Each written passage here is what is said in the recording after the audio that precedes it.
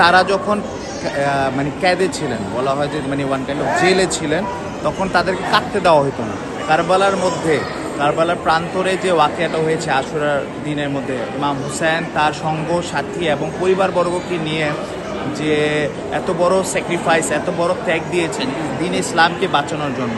Yazid যে খেলাফতে ছিল, যে খেলাফতের আর কি লোভ রাখত, তারা কি করেছেন যে নামাজকে বিভ্রান্ত করেছেন, নামাজ চেঞ্জ করার জন্য বিভিন্ন ইবাদত।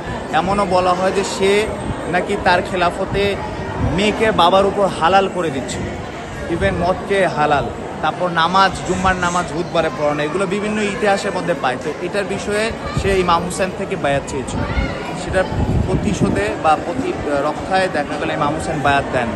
যুদ্ধে পরিণত হয় পরে, উনি সাফারের মধ্যে ছিলেন, উনি কোনো যুদ্ধের প্রিপারেশন নেন, তারপর যুদ্ধের মধ্যে পরিণত হয়। এবং সেই যে এত বড় একটা ঘটনা ঘটে, তারপর থেকে তার যে বলা হয় যে আগামী 1 বছর তার পরিবারের যে ওনার বোন ছিল বিবি জাইনাব, ওনার ছেলে ছিল জাইনুল আবিদিন, যিনি যুদ্ধে অংশগ্রহণ করতে পারেননি। তো ওনাদেরকে উঠের মধ্যে বসিয়ে, হাতের মধ্যে দড়ি পরিয়ে বিভিন্ন জায়গায় কুফা থেকে শাম, শাম থেকে কুফা এরকম রাউন্ড করা হতো ডিসরেসপেক্ট করার জন্য, আলে রাসূলের পরিবারকে ডিসরেসপেক্ট করার জন্য। তো ওনারা যেখান থেকে যাইতেন, যে রুটগুলো দিয়ে যেতেন, তো ওনারা ওই জিঞ্জির থাকতো বা দড়ি থাকতো, এগুলোতে বাড়ি দিতেন, শব্দ করতেন, কান্না করতেন, মাথায় বাড়ি দিতেন, ঠিক আছে, মাথায় বাড়ি দিতেন, বুকে বাড়ি দিতেন। এবং ইভেন তারা যখন মানে ক্যাদে ছিলেন, বলা হয় যে মানে ওয়ান কাইন্ড অফ জেলে ছিলেন, তখন তাদেরকে কাটতে দেওয়া হতো না। একটা পরিবারে যখন কেউ মারা যায়, যে নিজে থেকে তো শোক আসে, তো ছোটো ছোটো বাচ্চা যখন ছিল, বিবি সাকিনা ইমাম হোসেনের মেয়ে, উনি যখন কাটতেন তাদেরকে যে সিকিউরিটি ছিল ওরা চর মারতেন, ওদের ঘুম নষ্ট হইতো, এরকম বলে ওদেরকে কাটতে দেওয়া হয় না ওই সময়। ওরা যখন যাইতেন, সফরে থাকতেন, তখন কান্না করতেন, বাড়ি দিতেন, মাথায় বাড়ি দিতেন। কেউ ওই জিনিসটা অ্যাট্রাক্ট করে জানাইতেন যে আমরা কিন্তু নবীর আলে মোহাম্মদ, আমাদের উপরে অত্যাচার ছিল, তোমরা কি চিনো না?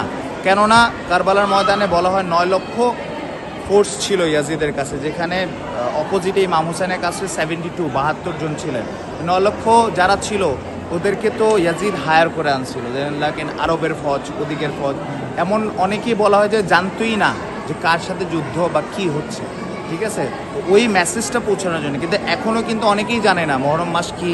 যখন আমরা তাজিয়ে নিয়ে বের হই, দালানের মধ্যে আনুষ্ঠানিকতা হয়, মাতম করে মানুষের মধ্যে প্রশ্ন জন্মায়, ওরা করছে এটা কি, তখন আমরা উত্তরে জানাই যে আমাদের এরকম কারবালার ওয়াকিয়ার উপর আমরা শোক প্রকাশ করছি, বুক চাপা দেই, ঠিক আছে, কেউ বুক কাটে, কেউ ছুরি মাতম করে।